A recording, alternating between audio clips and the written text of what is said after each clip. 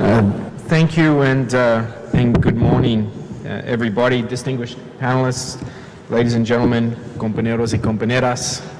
Good morning to everybody, boys and girls, if there's any boys and girls out there. It's an honor for me to be here today and contribute to the discussion on the responsibility to protect in the Americas. I would like to thank, of course, the OAS and the Stanley Foundation for the invitation.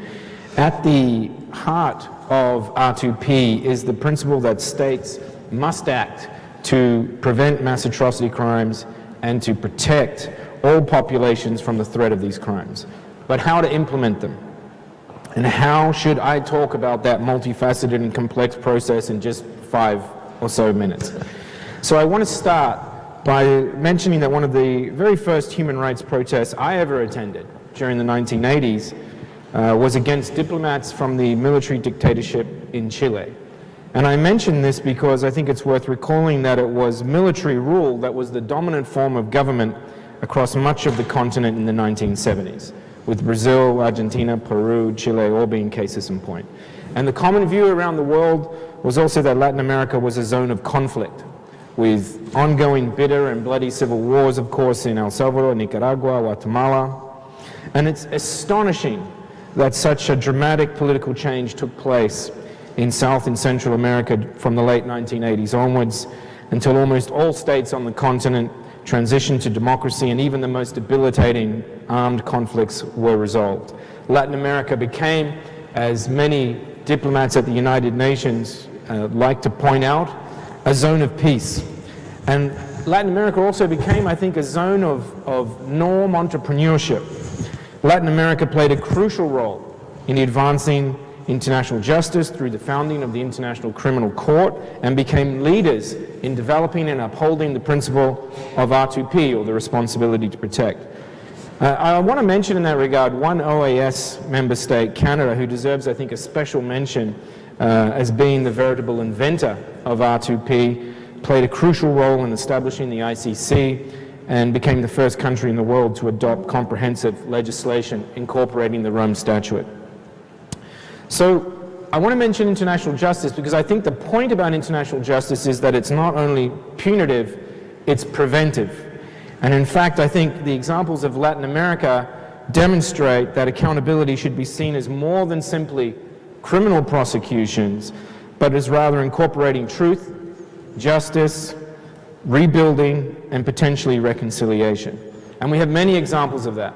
In Argentina, the National Commission on the Disappeared provided important recommendations on how to reform the legal system in order to ensure stronger adherence to human rights norms. The information collected by that commission was also crucial in the trials of the former military junta. In Chile, the Truth and Reconciliation Commission put forward a strategy to ensure greater harmonization of national laws with international human rights obligations. In Colombia, the Commission for the Clarification of Truth, Coexistence, and Non-Repetition forms a part of a much broader transitional justice strategy, which will include holding people accountable for commission of war crimes. In short, institutions that strengthen human rights and accountability are an essential part of how we build resilient societies. They are an essential part also of what binds us and defines us as an international community. And it is at the heart of the implementation of the responsibility to protect in the Americas. But let me, therefore, emphasize that the reverse is also true. Impunity begets impunity. And we are living through a period where human rights norms and institutions are now under increasing attack on a global scale. And while it would be wonderful to be able to begin and end this short intervention by sharing examples of effective implementation of R2P ideas, policies, and strategies across the Americas, we are unfortunately also reminded of how quickly the erosion of human rights can reverse decades of progress.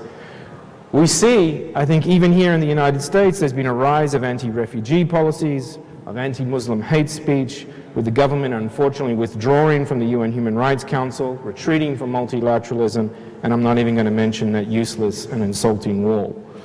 And I think another particularly worrying example is Brazil, where last year saw the election of a president who publicly declared that he was, and I quote, in favor of torture, and praised the past military dictatorship. This should serve as a warning sign.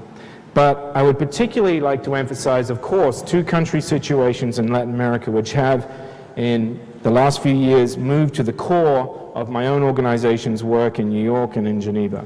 In Nicaragua, ongoing and intensified repression by state authorities has triggered a severe human rights crisis in the country, and the interdisciplinary group of independent experts mandated by the Inter-American Commission on Human Rights reported that possible crimes against humanity were committed between April and May of last year. And this finding has also been echoed by the UN High Commissioner for Human Rights. And that brings us, of course, to the ongoing political conflict also and systematic human rights violations in Venezuela. It was the independent experts mandated by the OAS who in May 2018 warned that the government has committed crimes against humanity over the past 4 years, including more than 8,000 extrajudicial killings and the arbitrary detention of more than 12,000 individuals. We strongly believe that the current battle over political power and recognition, the militarization of pro-government militias, including the so-called colectivos, the politicization of humanitarian aid, and the deep divide between the government and the opposition all increase the risk of escalating political violence in Venezuela. And there is a particular threat, I believe, that the military may increase violence in a way that could potentially grievously violate international law. So what is to be done? I know I've got to keep the time short, so let me say, first of all, let me emphasize what should not be done. R2P does not permit unilateral military intervention outside of international law. And while it is true that R2P includes the potential use of military force as a matter of last resort, R2P is fundamentally about deploying force in ways that are both legitimate and legal. And R2P is not a tool of regime change. And at this stage, despite unilateral threats from the hemisphere's major superpower, there is no consensus at the UN Security Council or even within the region that the situation in Venezuela would justify military intervention. There's also a very serious balance of consequences argument to be made. But it strikes me that the choice here is not one of between invasion and inaction. And I think that's the way it's all too often being posed. Instead, we strongly support the regional referral to the International Criminal Court, the first that should be mentioned ever to be referred to the court for crimes that have taken place in another state. We think there's a need to continue to increase the pressure on the Venezuelan government through escalating targeted sanctions, through expanding an arms embargo, through investigating and documenting potential crimes against humanity, and by supporting diplomatic efforts of the Lima Group and others to end the abuses of the Maduro government. We need more high-level diplomatic intervention. But the message, I think, underlining all of that should be that neither the existing status quo nor unilateral foreign military intervention are acceptable.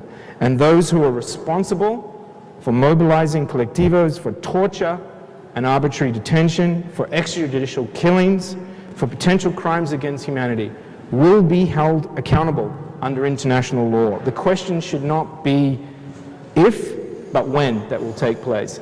I know I'm going to get the signal here, so I just want to say very quickly on the Nicaraguan case as well.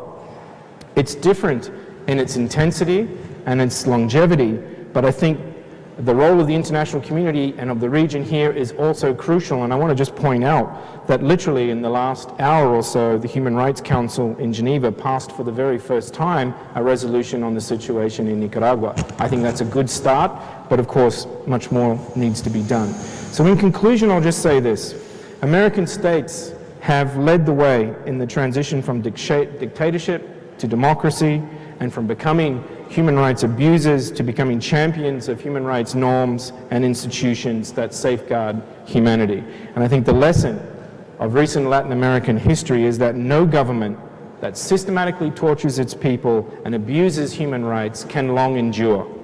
And I think our job is to help end that suffering and ensure that all governments in the Americas uphold their responsibility to protect their populations without exception, from Ottawa to Caracas and Managua to Buenos Aires, north, south, east and west, across the Americas. Thank you very much. Gracias.